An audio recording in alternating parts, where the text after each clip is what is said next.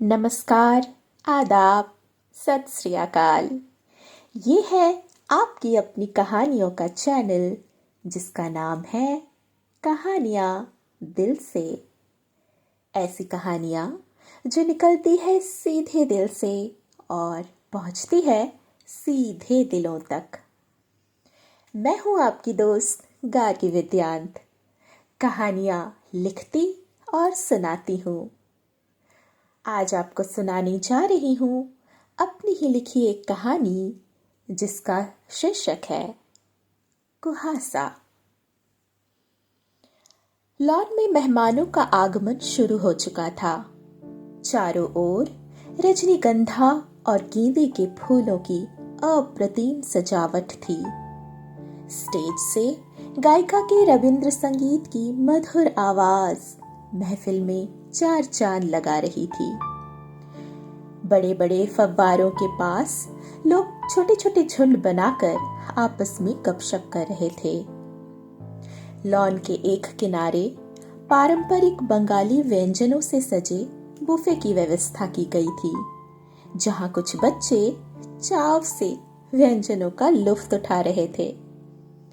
सामने विशाल गेट के दोनों किनारों पर मेहमानों के स्वागत हेतु पारंपरिक साड़ी पहने दो महिलाएं दोनों हाथ जोड़े सुस्वागतम वाली मुद्रा में खड़ी थीं।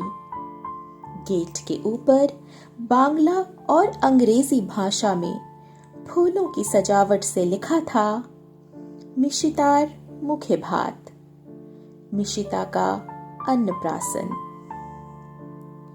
मेरे लिए आज का दिन खास था।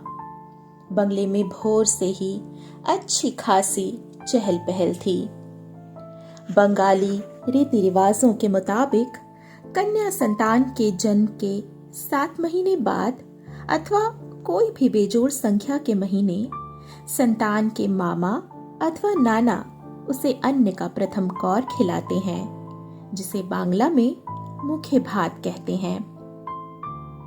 मिशिता को लेकर मैं पूरे 5 वर्षों बाद इस घर में वापस लौटी थी। आज के दिन का उत्साह तो था ही, किंतु कहीं दिल के किसी कोने में चुभे कांटे की टीस रह रहकर हिलोरे लेती। मैं खिड़की के कोने में खड़ी बाहर लॉन में चल रहे अनुष्ठान को देख रही थी। खिड़की के उस पार से माँ की प्रिय मधुमालती की गुलाबी सफेद फूलों से सजी डाली ताक झांक कर रही थी, मानो पूछ रही हो मुझसे, तुम तो हमें भूल ही गई। नहीं, मैं कुछ भी तो नहीं भूली, बस अपनी स्मृतियों को मोटे काले रंग के कपड़े से ढक कर रखा है कि कहीं गाहे बगाहे उन दर्द भरी स्मृतियों की छाया में मेरा वर्तमान न गुम हो जाए। नहीं भूली मैं कि किस प्रकार एक 5 वर्षीय मासूम से उस छोटी सी उम्र में भाग्य और रिश्तेदारों ने यह समझ लेने की आशा रखी कि उसकी माँ कैंसर से लड़ाई हार गई और अब उसे ताउम्र बिन माँ के गुजारनी पड़ेगी। नहीं भूली मैं कि माँ के गुजर जाने के बाद बाबा ने अकारण ही परोक्ष रूप से मेरा त्याग कर अपनी विरह वेदना में सुकून तलाशने मुझ 5 वर्षीय नन्ही जान को राधा दी के हाथों सौंप कर अपनी जिम्मेदारियों से पल्ला छुड़ा लिया था। मेरी आंखें पनीली हो गईं। अचानक मुझे कमरे के बाहर से झूलन पीशी की आवाज सुनाई दी। ओरे होलो चंद्रिमा तोर। चंद्रिमा, क्या तुम तैयार हो गई? मैंने धीरे से सिर झटककर मानो स्मृतियों की धूल झाड़कर साफ की और चेहरे पर मुस्कुराहट सजा ली। पीशी ने बंगाल की खाड़ी में उत्पन्न किसी साइक्लोन की गति सम कमरे में प्रवेश किया। अरे जल्दी कर, मेहमान आने लगे हैं। मिशिता के लिए हल्की पतली कॉटन की कोई फ्रॉक लेती आना। कितनी प्यारी है रे अपनी मिशिता, जरा भी नहीं रोती, बिल्कुल तुझ पर गई है। भीषण भालो रे। मेरे गालों पर थपकी लगाते हुए पीशी बोली और उसी साइक्लोन की गति से कमरे से बाहर जाते जाते अचानक रुकी, वापस मुड़ी और मेरे चेहरे पर अपनी जासूसी दृष्टि डालते हुए बोली, लो जी, बिंदी क्यों नहीं लगाई तूने? कपाल खाली लग रहा है ना? मैं कुछ बोलती उससे पहले ही पीशी टेढ़ी मुस्कान के साथ बोल पड़ी, मृण्मय इंतजार कर रहा है, जल्दी आजा नीचे। मैं थोड़ा लजा गई और पीशी ठहाके लगाते हुए कमरे से बाहर चली गई। मृण्मय, मेरे हमसफर, मेरे दोस्त, एक ऐसा साथी जिसकी आंखों में मुझे मैं नजर आती हूं, किसी दिखावे के बगैर। मृण्मय ने ही मुझे सहेजा, सराहा और उड़ान भरने के लिए उन्मुक्त आकाश भी दिखाया। मृण्मय ने बॉस्टन यूनिवर्सिटी से एग्रीकल्चर साइंटिस्ट की डिग्री प्राप्त करने के पश्चात स्वदेश लौटकर किसी नामी एमएनसी में 9 से 6 वाली नौकरी की जगह बंगाल के एक छोटे से कस्बे रायदीघी में जैविक कृषि के महत्व और उपयोगिता संबंधित कार्यों में स्वयं को उत्सर्ग करने का फैसला लिया। मेरा लेखन कार्य और मृण्मय का शोध कार्य रायदीघी पहुंचकर एक दूसरे के साथी बन गए। मैं जल्दी से उठी और वार्डरोब खोलकर मिशिता के लिए फ्रॉक निकालने लगी। तभी किसी ने दरवाजा खटखटाया। मैंने पीछे मुड़कर देखे बिना ही जवाब दिया, हाँ हाँ आ रही हूं, बस हो गया। मामोनी, किसी ने पुकारा। उस आवाज को सुनकर मैं सन्न रह गई। जाने कितने बरसों बाद अपना ये नाम और उस नाम को पुकारने वाले की आवाज सुनी थी मैंने। मैं ज्यों ही मुड़ी, सामने बाबा को खड़े पाया। बाबा यानी मिस्टर C.N. गोस्वामी, कोलकाता के नामी बिजनेसमैन। हमारी नजरें क्षण भर मिली और क्षण भर बाद ही हमने एक दूसरे से नजरें भी चुरा ली। बाबा कमरे में रखी बेत की कुर्सी में बिना कुछ कहे ही बैठ गए। मैं भी आकर पलंग के एक कोने पर बैठ गई। कमरे में घुप चुप्पी छा गई।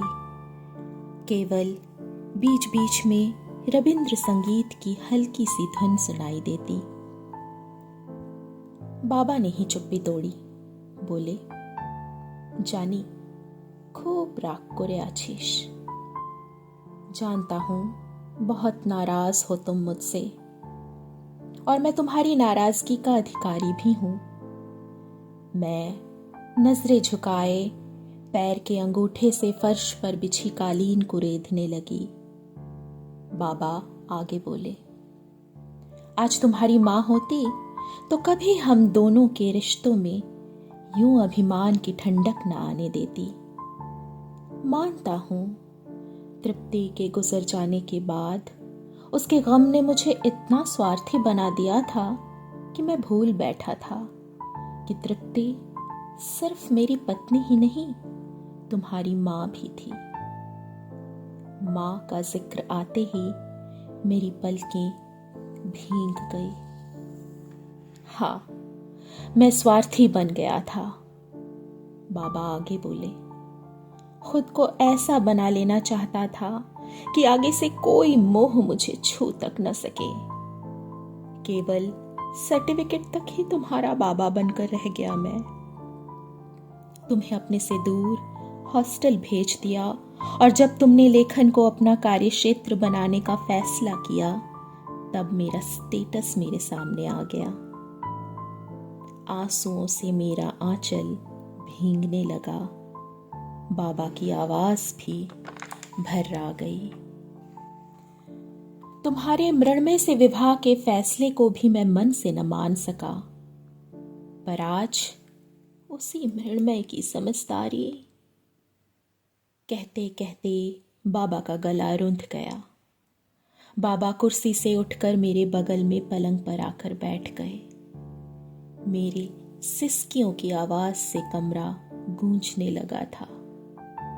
बाबा ने अपना हाथ मेरे सिर पर रखते हुए कहा, जानती हो मामूनी, आज जब मिशिता को अपनी गोद में लिया, उसकी मृदुल मुस्कान में मुझे तृप्ति दिखाई दी। मिशिका की आंखें और होंठ बिल्कुल तुम्हारी मां पर गए हैं।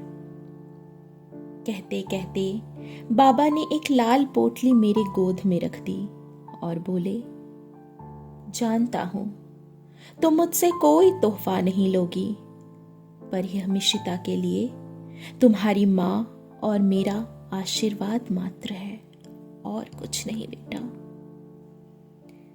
मैंने कांपते हाथों से पोटली खोली।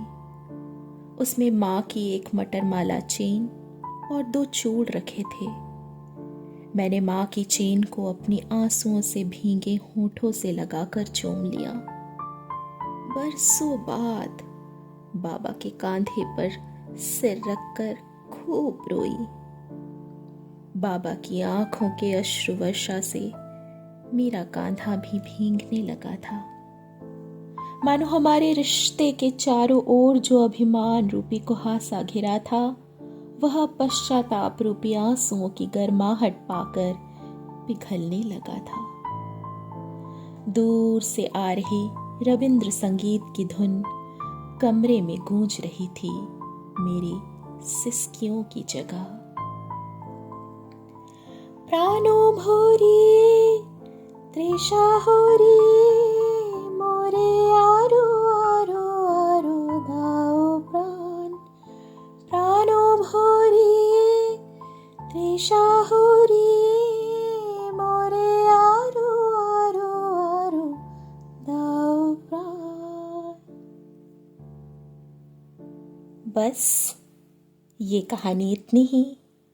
अभी आप सुन रहे थे मेरी यानी गार्गी विद्यांत की आवाज में मेरी ही लिखी एक कहानी कुहासा। कहानी आपको कैसी लगी कमेंट करके ज़रूर बताइए। ऐसी ही और कहानियाँ सुनने के लिए चैनल को लाइक और सब्सक्राइब अवश्य करें। धन्यवाद।